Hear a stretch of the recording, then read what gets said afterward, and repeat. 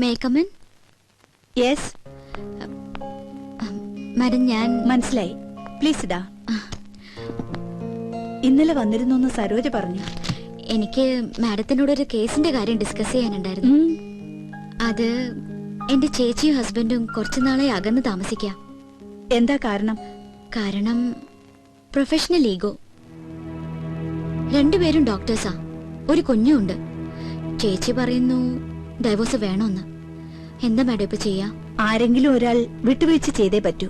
ഭാര്യയുടെ ഭാഗത്തുനിന്നായാൽ ഏറ്റവും നല്ലത്. പുരുഷൻ ഏത് വഴിയോരത്തും അന്തി ഉറങ്ങാം. സ്ത്രീക്കത് പറ്റില്ലല്ലോ. അവൾക്ക് സുരക്ഷിതമായ ഒരിടം വേണം. ചുരുക്കി പറഞ്ഞ സ്ത്രീ തോറ്റെടുക്കണം അർത്ഥം. എന്നാ പിന്നെ മാഡത്തിനത് ചെയ്തൂടെ? മനസ്സിലായില്ല. അല്ല, മറ്റുള്ളവർക്ക് വേണ്ടി നന്നായി ഉപദേശിക്കുന്നുണ്ടല്ലോ. സ്വന്തം ജീവിതത്തില് ഞാൻ ഗെറ്റ് ഔട്ട് ഫ്രം ഹിയർ. ഭൂമിയിൽ ഇപ്പോഴും ചെലവ് കുറഞ്ഞത് ഉപദേശം തന്നെയാ, അല്ല മാഡം? You get lost. അല്ല, അത് പുറത്തു പോകാൻ.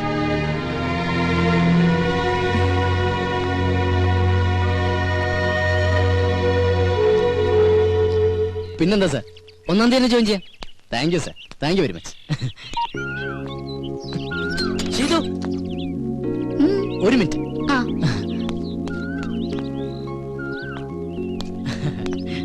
അതെ, എനിക്കൊരു ജോലി റെഡിയായി. ആണോ? എവിടെ? ടൗണിലുള്ള ഗ്രീറ്റിംഗ് ഗാലറിയിലാ. അപ്പൊ ചെലവുണ്ട്. ഓ പിന്നെന്താ. ഇതങ്ങോട്ട് രാവിലെ തന്നെ ഡെറാഡൂണിലേക്കാണോ? ഞാൻ മിസ്റ്റർ അയ്യരെ ഒന്ന് കാണാൻ വേണ്ടി ഇറങ്ങിയതാ. അയ്യോ, ഇന്ന് സൺഡേ അല്ലേ? പുള്ളി അവിടെ ഉണ്ടാവില്ല, നെസ്റ്റിലായിരിക്കും. നെസ്റ്റോ? തനിക്കറിയില്ലല്ലേ, നമ്മുടെ അയ്യരും മാമിയും സ്വാമിനാഥനും കൂടി താമസിച്ചിരുന്ന വീടല്ലേ. ഓ, എങ്കിൽ നാളെ നമുക്കൊന്ന് അവിടം വരെ പോയാലോ? എന്തിനാ നാളത്തേക്കാക്കണേ? ഇന്ന് തന്നെ പോവാലോ. ഇന്നാവുമ്പോ അയ്യരും അവിടെ ഉണ്ട്. ഇന്ന് വേണ്ട, നമുക്ക് അങ്ങേരില്ലാത്തപ്പോ ഒരു സംഭവം. അങ്ങേരില്ലാത്തപ്പോഴോ? എന്തിന്? ഓഹോ, അപ്പൊ തനിക്ക് അല്പസ്വല്പം മോഷണം അറിയാല്ലേ? തമാശകള ഗോപ. പിന്നെ താൻ എന്തും മണ്ടത്തരാ പറയണ? അയാളില്ലാതെ നമ്മൾ എങ്ങനെ അവിടെ കയറും? അയാളുടെ കയ്യിലല്ലേ താക്കോല്? അതൊക്കെ ഞാൻ സംഘടിപ്പിക്കാം. സത്യം പറ, താൻ തീവ്രവാദി വർഗത്തിൽപ്പെട്ടത് വലുതോ ആണോ? അതെ. തമാശയല്ലേ? അല്ല. നെവർ.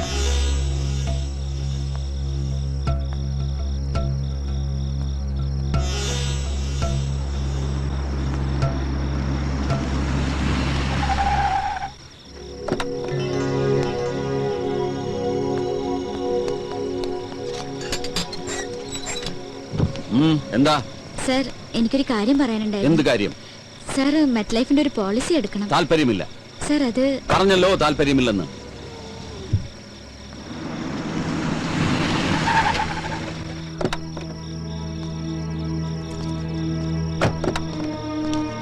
ഹലോ. ഞാൻ പോട്ടെ. അങ്ങനെ അങ്ങ് പോയാലോ? ഞാൻ വന്നത് മുക്കുമണ്ടത്തിനെ കാണാനല്ലേ. എന്തിന്? നമുക്ക് താലിയിട്ടുണ്ട്. ഞാനത് ഉപേക്ഷിച്ച്. എന്ന് പറഞ്ഞാൽ എങ്ങനെ ശരിയാവുക? സ്നേഹിച്ച പെണ്ണിനെ പെരുവഴിയിലാക്കാൻ ഞാൻ സമ്മതിക്കില്ല. ആ താക്കോലിങ്ങടുത്ത്. ഏതിന്റെ താക്കോലി? നെസ്റ്റിന്റെ. അതെന്തിനാണ്? അതെന്തിനാണെന്ന് ചോദിച്ചാ ഞാൻ അതങ്ങ് വിലക്ക് മേടിക്കാൻ തീരുമാനിച്ചു. പക്ഷെ അതിനുമ്പ് വീടൊന്ന് കാണണല്ലോ. അതിന് സാറൊന്നും വിൽക്കുന്നില്ലല്ലോ. അത് വൈദ്യം തീരുമാനിച്ചാ മതിയോ? എന്നാ സാറിനോട് ചോദിച്ചാ പോരെ? പോരാ. ഓ ഈശ്വര, ഇത് വലിയ കുരിശായിരുന്നു. ഞാൻ തരില്ല. തരുന്നേ. തന്ന കൊലപാതകം നടക്കും. തന്നില്ലെങ്കിലും കൊലപാതകം നടക്കും.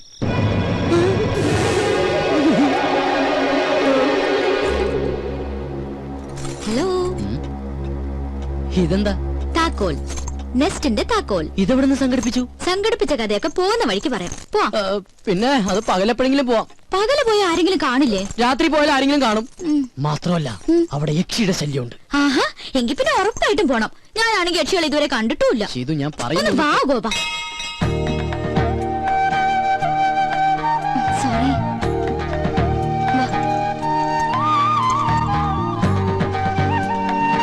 വാ.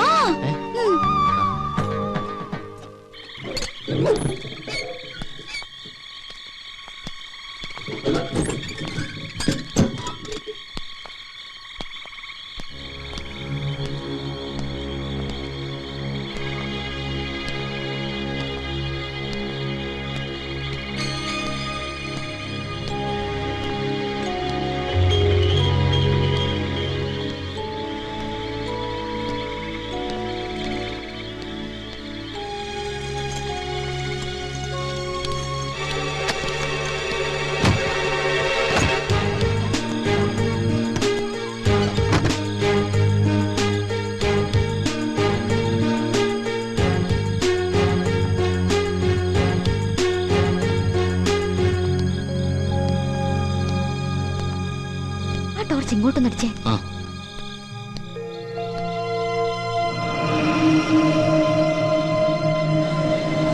ആ, ഇത് സ്വാമിനാഥനല്ലേ? നിന്റെ സംശയം ഞാൻ തീർത്തു തരാം. പക്ഷെ അതിനു മുമ്പ് എനിക്കറിയണം നീ എന്തിനാ ഇവിടെ വന്നതെന്ന്. അത് വെറുതെ. വെറുതെ കയറി ഇറങ്ങാൻ ഇതെന്താ സത്രമാണോ? നിനക്ക് എന്തറിയാം എന്നെ കുറിച്ച്? ഞാൻ നിന്നെ ഒബ്സർവ് ചെയ്യാൻ തുടങ്ങിയിട്ട് 2 ദിവസമേ ആയുള്ളൂ. പക്ഷേ എന്റെ കണക്ക് കൂട്ടലുകൾ വളരെ ആക്യുറേറ്റ് ആയിരുന്നു. അതുകൊണ്ടാണ് എനിക്കിപ്പോ കൃത്യമായി ഇവിടെ എത്താൻ പറ്റിയത്. അങ്കിളെ, ഞങ്ങൾ വെറുതെ തമാശക്ക്. ഗോപാ, നീ കണ്ടിട്ടുള്ള ലോകമല്ല ഞാൻ കണ്ടിട്ടുള്ളത്. നീ വെറും പാവം, നിനക്കൊന്നും അറിയില്ല. പക്ഷേ നിന്നെ കരുവാക്കിക്കൊണ്ട് ഇവൾക്കെന്തോ നേടാനുണ്ട്. ഇനി ഒന്നും ഒളിക്കാൻ നോക്കണ്ട. പറ, നിന്നെ ആരിങ്ങോട്ട് അയച്ചു? നീ എന്തിനിവിടെ വന്നു? എനിക്ക് ഉത്തരം കിട്ടണം, കിട്ടിയേ പറ്റൂ. അങ്കിളെ, ഞങ്ങൾ വെറുതെ. മിണ്ടരുത്. ചോദ്യം ഇവളോടാണ്. പറയണം, പറയാൻ.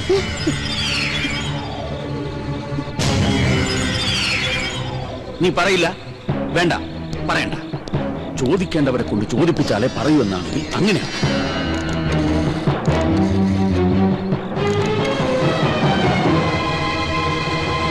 ഹലോ.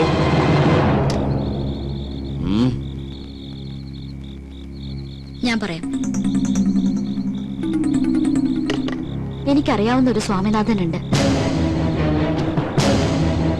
അത് തന്നെയാണോ നിങ്ങളുടെ മകനെന്ന് അറിയാൻ വേണ്ടിയാ.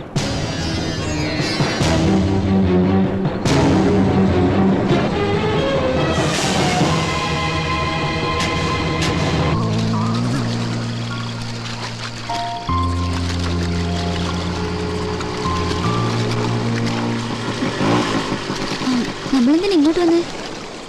സ്വാമിനാഥൻ അവിടെ. അതെങ്ങനെ എനിക്കറിയാം? അപ്പൊ പിന്നെ അവിടെ വെച്ച് പറഞ്ഞതാ.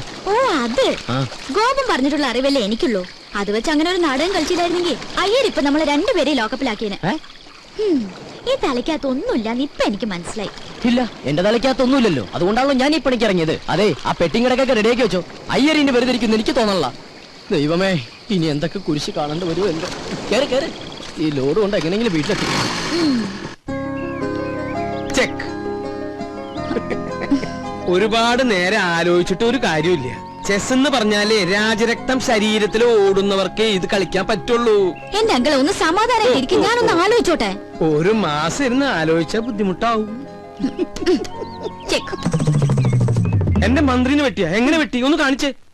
ഈ കുതിരയെ കൊണ്ട് ഇങ്ങനെ വെട്ടി. സത്യം പറ, അങ്ങളുടെ ശരീരത്തിൽ രാജരക്തം തന്നെയാണ് ഓടണേ? ആയിരുന്നു. എന്റെ കിഡ്നി ഫെയിലിയർ ആയിട്ടുള്ള കാര്യം ഞാൻ നിന്നോട് പറഞ്ഞിട്ടില്ലേ? ഇല്ല. എന്നാ എന്റെ കിഡ്നി ഫെയിലിയർ ആയിട്ടുണ്ട്. ആ സമയത്ത് ഡയാലിസിസ് നടത്തിയിരുന്നു. എന്ന് പറഞ്ഞാൽ എന്റെ രക്തം മാറ്റുകയും വേറൊരാളുടെ രക്തം കയറ്റുകയും ചെയ്തു.